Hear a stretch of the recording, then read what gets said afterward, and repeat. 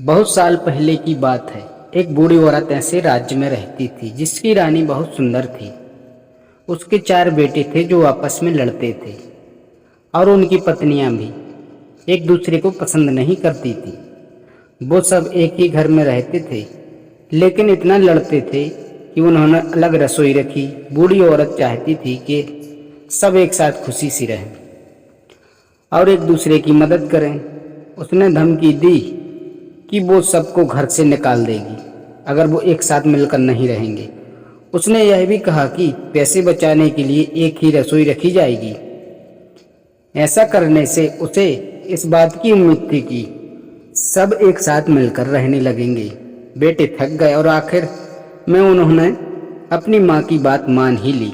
बेटे अपनी सारी कमाई अपनी माँ को देते थे क्योंकि वो गरीब थी। एक दिन सबसे छोटा बेटा काम की तलाश में शहर गया लेकिन निराश होकर वापस लौटा। रास्ते में उसने मरे हुए सांप को देखा और उसने उसे उठा लिया क्योंकि वो खाली हाथ नहीं वापस लौटना चाहता था। जब उसकी माँ ने उससे उसकी कमाई मांगी तो उसने उसको सांप दे दिया। माँ ने उसे दिलासा दी कि वो फिर से कोशिश करे। वो सांप किसी काम का नहीं था इसलिए उसने उसे छज्जे पर फेंक दिया। उसी दिन राज्य की रानी एक सुंदर से तालाब में नहाने गई। उसने अपना एक कीमती हार अपनी नौकरानियों के पास छोड़ दिया। अचानक एक चील ने चमकते हुए हार को देखा और उसे छीन कर ले गया। नौकरानियों ने चिल्लाया लेकिन कोई मदद करने नहीं आया। रानी इतनी उदास हो गई कि उसने ऐलान किया कि जिसने भी उस हार को ढूंढा उसे बड़ा इनाम मिलेगा। उड़ते हुए चील ने बुढ़िया के छज्जे पर सांप देखा और उसे समझ में आया कि सांप को तो खाया जा सकता है लेकिन वो हार किसी काम का नहीं है। उसने हार को छोड़ दिया और सांप को ले गया।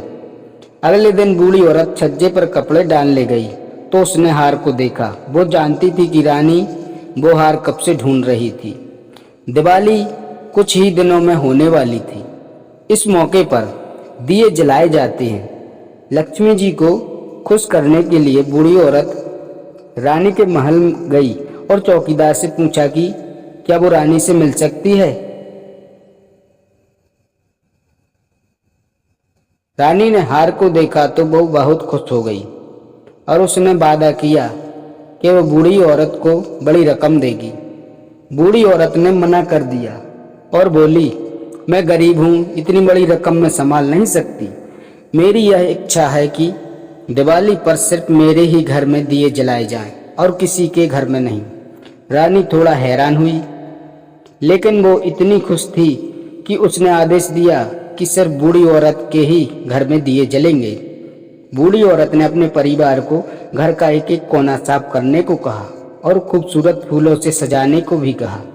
सबने साथ में मिलकर काम किया और बूढ़ी औरत ने पूरे घर में दिए जलाए।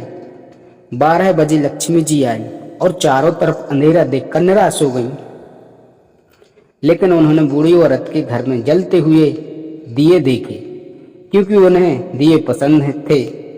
उन्होंने बूढ़ी औरत के दरवाजे पर दस्तक दी। बूढ़ी औरत ने दरवाजा खोला और अपने परिवार वालों को लक्ष्मी जी को फूल और मिठाइयों से स्वागत करने के लिए कहा। लक्ष्मी जी खुश हो गई और उन्होंने पूरे परिवार से कुछ बदले में मांगने के लिए कहा क्योंकि वो उनकी भक्ति से प्रसन्न थी। बूढ़ी औरत ने कहा, हम चाहते हैं कि आप हमारे घर में हमेशा के लिए रहें ताकि हम सदा खुशी से रह सकें।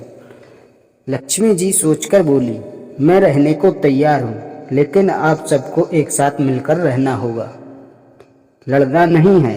अगर किसी ने भी मेरी बात नहीं मानी तो मैं यह घर छोड़कर चली जाऊंगी।